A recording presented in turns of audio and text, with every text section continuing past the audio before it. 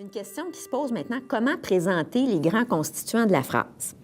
Je rappelle que les grands constituants de la phrase, ce sont le sujet, le prédicat et le complément de phrase. Pourquoi parler de prédicat? Il ne faut pas avoir peur du mot prédicat. C'est tout simplement parce que quand on parle de sujet et de complément de phrase, on parle de deux fonctions, c'est-à-dire deux rôles syntaxiques que des groupes de mots peuvent jouer dans la phrase.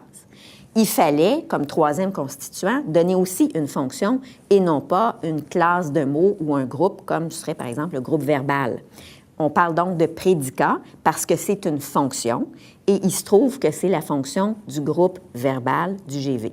Alors, les grands constituants, sujet, prédicat, complément de phrase.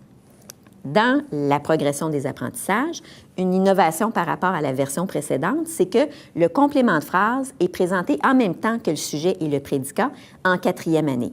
Pourquoi? Parce que quand on essaie de délimiter les grands constituants de la phrase, on a des manipulations pour identifier le sujet, on en a d'autres pour identifier le complément de phrase ou les compléments de phrase, et ce qui reste, c'est le prédicat. Donc, il apparaissait pertinent de traiter en même temps le complément de phrase et le sujet en même temps que le prédicat, parce que ces deux groupes-là, ces deux constituants-là, aident le repérage du prédicat.